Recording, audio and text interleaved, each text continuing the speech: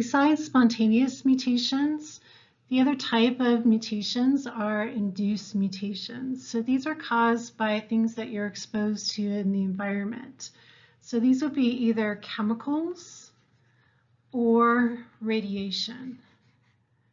And we call these things that you're exposed to in the environment mutagens. So remember, gen just means to produce or create, and we're talking about mutations. So we've got three different types of chemical mutagens. So we'll talk about these DNA modifying agents. And if you just look at the name, you can see that they're just going to modify the DNA. So they're just going to alter the nucleotide and cause it to pair with the wrong thing. And then these nucleoside analogs. So they look similar to a nucleotide, but they end up pairing with the wrong thing. And then the intercalating agents, they're these plate-like molecules that slip in between the DNA strands, and they end up distorting the DNA, and they're going to cause some insertions and deletions. So that'll lead to some frame shift mutations. And then we have radiation. Remember, we have two different types of radiation. We have ionizing radiation, which remember has a lot of energy. And so that's going to knock off electrons off the atoms and create ions. And then those will go around looking for electrons and steal them from other atoms and start damaging, DNA and other important cell parts, and that'll end up killing the cell and could cause some pretty serious problems. So things that would be ionizing radiation would be gamma rays coming off of radioactive material. And then we also have things like X-rays. And then the non-ionizing radiation does not have as much energy, and it's not going to be knocking electrons off of things, creating ions, and this would be the UV light or UV radiation.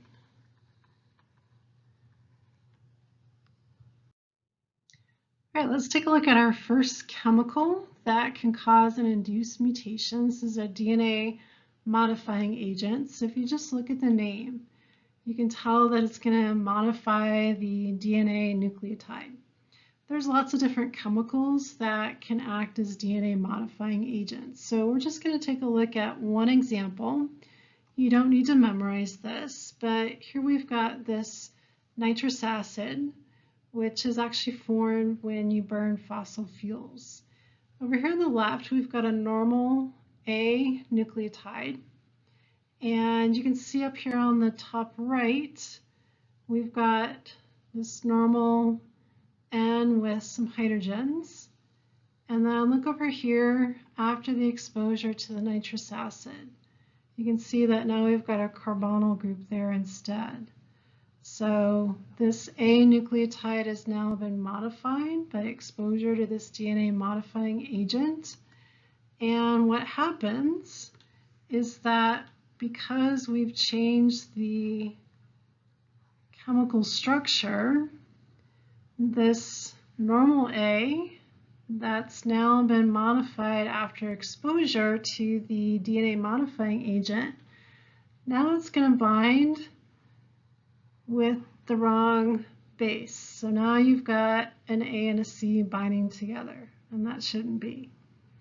Okay, so when this cell goes to divide, you've got a C and a G, where we should have had a T and an A.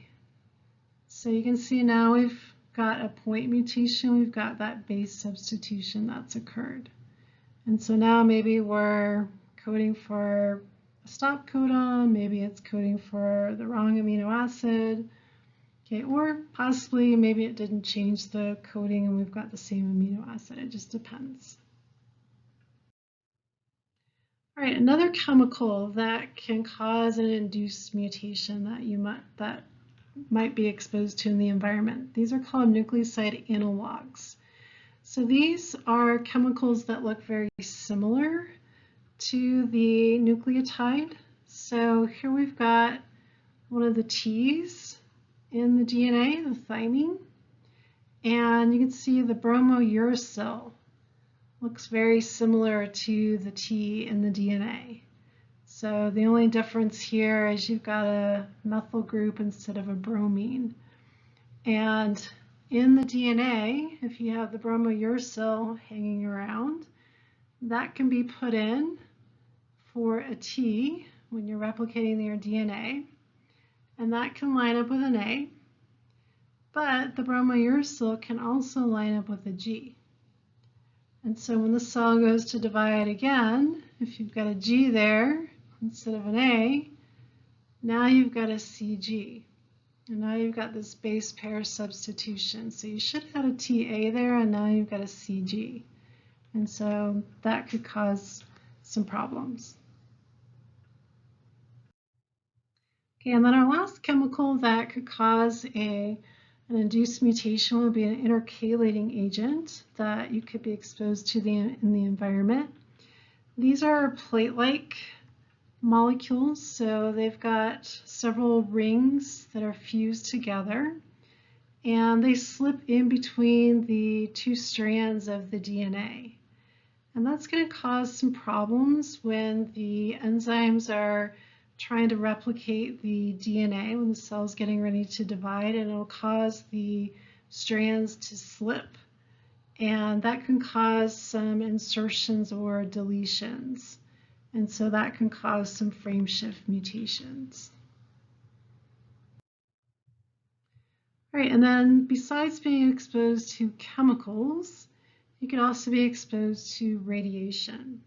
So those could also cause induced mutations as well. So here we've got non-ionizing radiation. Remember, it doesn't have as much energy as the ionizing radiation. So here we've got ultraviolet light hitting the DNA in the cell. And what it does is wherever you have two T's together, it will cause covalent bonds to form between the two T's. And those should not be there. And they form a bump in the DNA.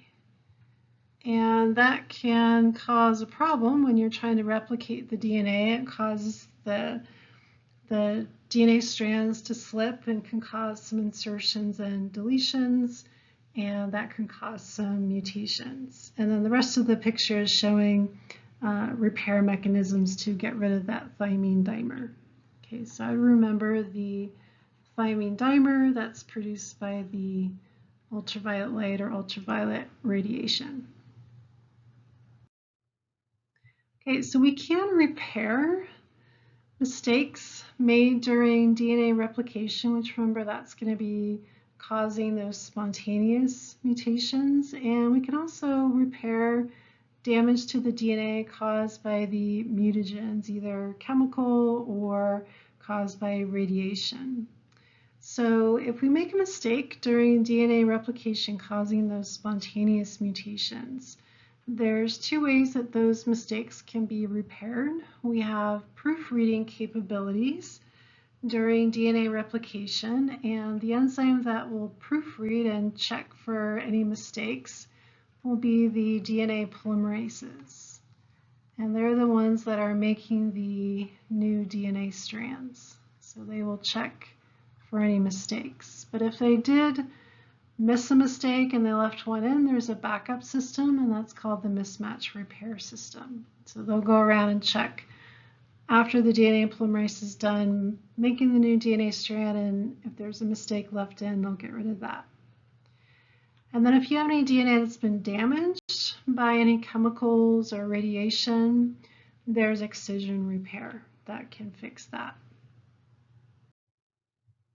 Okay, so if you've got a mistake made during DNA replication, so here we've got the DNA polymerase enzyme doing DNA replication. It's making the new DNA strand to go with the old parent template strand. And here you can see that it's made a mistake. It's putting an A with the G. So it will stop and realize, like, oops, I made a mistake. And it will pull out the A nucleotide and then replace it with the correct C and then keep going on. So it will proofread while it's doing the DNA replication. But if it does miss something and it leaves a mistake in, we've got this mismatch repair system. So what happens here is after the new strand is made, there are some enzymes that will check the newly made strand here that's kind of in this purple color. And if they find a mismatched pair like this T and G, these enzymes will get rid of part of the newly made strand. They'll leave the old strand because they need a template.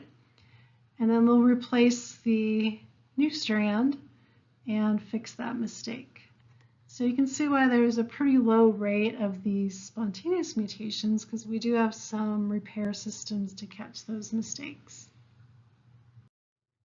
If we have any damage to the DNA caused by any chemicals or radiation, like this one's showing a thymine dimer caused by UV radiation, we have this excision repair system. So here we've got an enzyme called endonuclease that will just scan the DNA looking for any bumps like caused by a thymine dimer. If it finds one, it will stop and cut it out. And then DNA polymerase 1 will come along and fill in that gap with the missing DNA nucleotides. And then the enzyme DNA ligase will come in and join that newly made piece with the old piece on the other side. Okay, and last thing to talk about is testing for mutations. So this is a quick test called the Ames test. So I definitely would know about the Ames test. It probably will show up on the test. So the Ames test is something that manufacturers will do to test, maybe they've got a new chemical they've come up with and they want to check and see if it causes mutations. Because if it does, it might also cause cancer. And that would be a good thing to know before you start selling that to the public. The Ames test is really quick to run. They can usually run this in a day or two. They're going to be working with a strain of Salmonella bacteria that has a mutation where it requires the amino acid histidine because it can no longer make it. So on the left, we've got our control. So they're going to put this Salmonella strain with the mutation on this petri dish, incubate it for 24 hours, and then come back and see what colonies are growing. So what they've done on this petri dish with the culture media, they have not added any histidine. So because the Salmonella cannot make histidine by itself, it will die off unless it has a mutation and it mutates back to be able to make the histidine again. So the ones that are growing here, they've had a spontaneous mutation and they're able to make histidine again. So this has just been a random mistake in DNA replication and they're able to make histidine and grow again. Okay, now on the right, we're going to test the chemical that this company has come up with. So we're going to add the chemical into the tube with the mutated Salmonella bacteria, mix that around, and then we'll put our mutated bacteria with the chemical on the petri dish. There's no histidine in the culture media. We'll incubate that for 24 hours, come back, and then we're going to count the number of colonies. And if there's more colonies than we see over on the left side, what's happened here is all of these increased number of colonies than we see over on the other side, these are all induced mutations.